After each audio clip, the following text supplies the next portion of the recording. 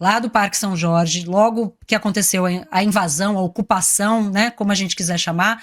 Conta pra gente como foi estar lá ontem e qual é a sua leitura do que está acontecendo no Corinthians.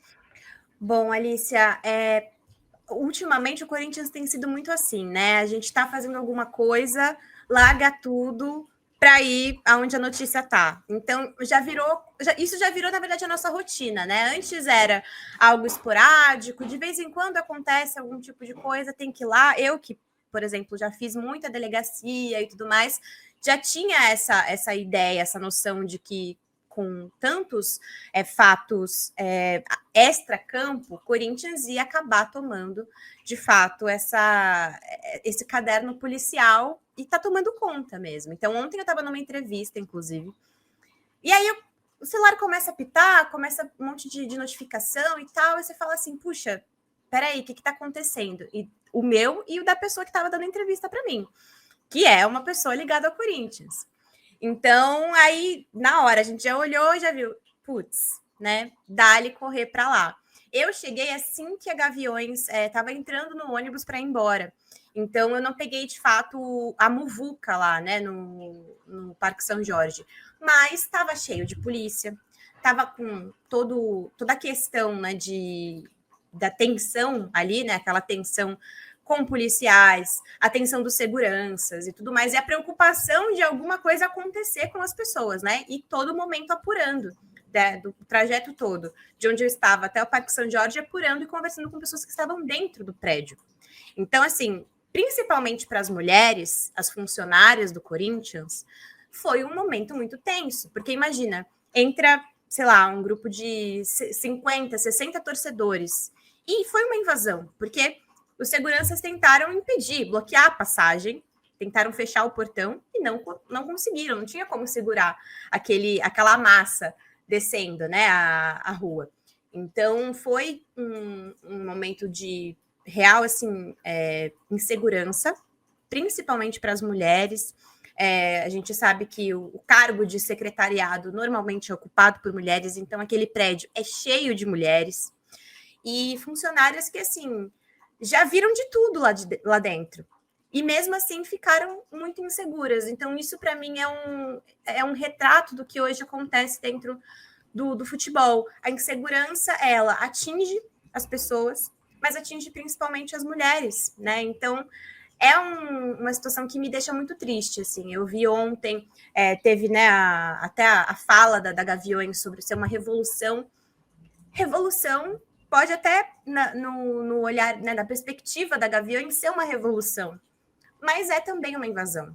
E é um cenário muito triste que a gente vê hoje dentro do Corinthians, tanto quanto o clube, quanto como administração. Nossa, é tudo tão complexo, né? Porque ontem, quando você falou, as mulheres lá dentro estão com muito medo, é um recorte tão necessário e tão pouco feito, assim, eu não tinha pensado nisso. Primeiro, o secretariado é feminino, então todos os cargos de poder, de decisão, são os homens. Quem está afundando é homem. Quem está protocolando o afundamento são mulheres. E quando homens invadem, e normalmente são homens que invadem, são as mulheres que ficam com medo, né? E aí a gente pensa, mas quando você também afasta a torcida dos espaços de decisão, esse tipo de coisa é quase inevitável, né? A torcida do Corinthians já não aguenta mais a negligência. Vamos usar negligência, né? Porque qualquer coisa pior do que isso é crime, né? Então talvez a gente apure e chegue lá. Mas não aguenta mais essa negligência. E aí a torcida transborda desse jeito e sobra para as mulheres. São homens invadindo, são homens fazendo o que não pode ser feito e são mulheres trancadas nas salas, né? Foi essa imagem que você deu, né, Lívia? Eu achei muito forte, assim. Vou fazer uma pergunta que eu não deveria fazer. Você vê saída para isso? Porque, assim, se houvesse saída, né, mas por onde seria uma saída para isso? Você Olha, fala com todas as pontas, né, desse... Eu acho que hoje, até uma palavra que o Osmar Stabile tem usado bastante, são stakeholders do Corinthians, os interessados no Corinthians. Eu não vejo, assim, hoje uma saída prática. Não existe uma receita, algo que possa ser feito. Eu também acho que a SAF não é uma saída. Muita gente fala, é contra a SAF e tal, mas, cara, não, a SAF também não vai resolver.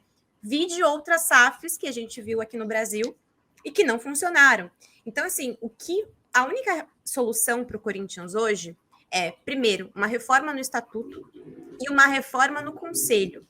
Eu acho que o modo como funciona, né, o modo como o Conselho Deliberativo do Corinthians funciona,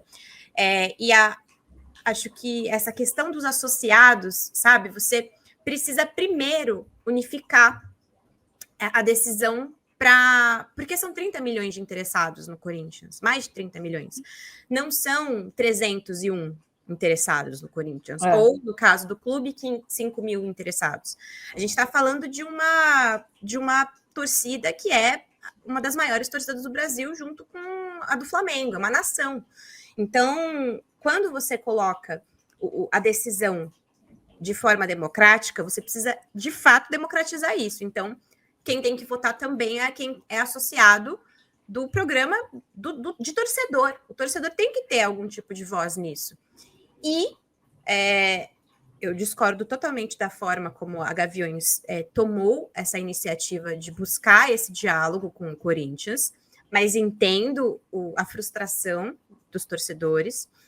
E eu acho que um dos pontos uma das faixas que eles deixaram lá, e que, assim, para mim resume tudo, o voto precisa ser para o torcedor também. O torcedor que vai lá e compra ingresso e lota a Neoquímica Arena e deixa de comer para comprar ingresso. Esse cara, essa mulher, eles precisam ter direito a escolher o futuro do clube.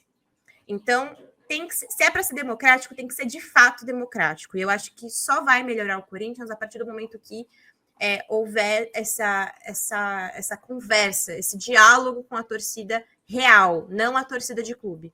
Porque a torcida de clube é política, a torcida de clube é comprada por um churrasco, a torcida de clube pode ser manipulada com a reforma da academia. Não, aquele cara que está lá sentado na arquibancada da Neoquímica Arena, torcendo, esse cara não pode ser comprado. Ele sempre vai querer o melhor do clube, do Corinthians, entendeu? Então, eu acho que é esse o ponto. E tem uma coisa que você fala aí, né, sobre a torcida, especificamente no caso da torcida do Corinthians, é uma torcida que literalmente está ajudando a pagar a dívida do clube do bolso, né, fez uma vaquinha para pagar uma dívida que não é responsabilidade dela, e que confia tanto no seu clube, que teve como exigência, né, com a Caixa, que o dinheiro não passasse pelo clube. Então, assim, é uma torcida que está literalmente sustentando o clube e que em nenhum momento abandonou o clube. A gente está vendo o Grêmio, por exemplo, com todo o respeito à torcida do Grêmio, acho que você tem todo o direito de protestar, não ir no estádio, cada um, né? Mas, assim, tem 3 mil pessoas na arena do Grêmio. Agora, em jogos importantes, 5 mil pessoas. A do Corinthians está lá, todo jogo, 40 mil pessoas. 7 horas da noite em São Paulo, aquele inferno para chegar em qualquer lugar, tem 40 mil pessoas no estádio. Né? Então, você realmente abrir, dizer a essas pessoas assim, olha, vocês não, vocês ficam aí quietinhos esperando, né, que nós 300 aqui, parça, vamos sentar e vamos decidir o futuro de todo mundo. É difícil, né? E aí eu queria... de um conselho, e a gente está falando, além disso, Alice, a gente está falando de um conselho que é formado por pessoas que estão no clube há mais de 40 anos. A gente não está falando mas era exatamente de uma modernização. Isso.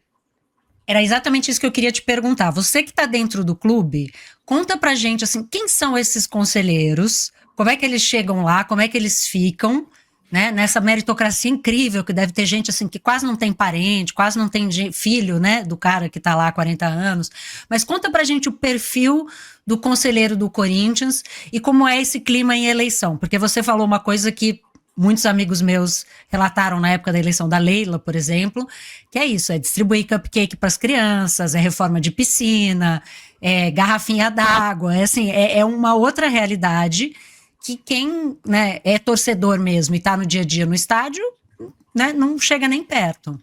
Não faz a menor ideia, tá lá ajudando a pagar as coisas e não faz a menor ideia do que tem no clube, porque não pode entrar no clube. É aí que tá, assim, não pode entrar no Parque São Jorge. O cara que paga o sócio, o programa do fiel torcedor, não pode entrar no clube. Então, assim, eles não fazem ideia. E é engraçado, Alicia, você falar sobre, né, o perfil desse conselho, porque o perfil do conselho, ele é o perfil do Congresso.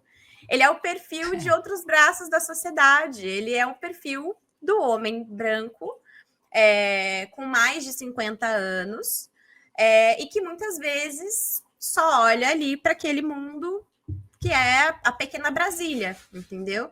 Então, para eles, tem muito disso. Tem, obviamente, quem não esteja compactuando com as coisas e queira de fazer diferente, tenha pensamentos progressistas, mas a maior parte ali é um público conservador, que não corresponde com a democracia corintiana. Então, eu, pelo menos, eu vejo assim, nesse ponto, nesse aspecto, que para você chegar lá, basta você ter um pouco de dinheiro, né? Principalmente, você precisa, né, ter grana para você ser associado, ficar tempo suficiente no clube até você se candidatar, né? Até estar credenciado a ocupar essa cadeira no conselho e fazer parte de uma chapinha. Então, assim, é política, é politicagem. Vai ter cupcake, vai ter churrasco, vai ter o dia do São Jorge, a gente vai fazer uma passeata aqui com camisas não ao golpe, sabe? Então é esse tipo de coisa que a gente acompanha. Não muda. É muito difícil você eleger a juventude nesse conselho, porque a juventude, ela não consegue chegar ali, ela não tem espaço para chegar ali, ela não consegue fazer parte daquela conversa, daquela rodinha. Então é difícil. Como que você vai se aliar a uma chapinha, sabe? Tendo, sei lá, 20 anos. Impossível, não dá, não tem, você não chega lá, você não tem dinheiro suficiente para chegar lá, a menos que você seja filho de alguém. Então, é isso. E assim, o retrato é esse, gente. Poucas pessoas pretas, poucas mulheres, e a massa ali, é o que a gente vê no Congresso, é o que a gente vê na Câmara, é isso.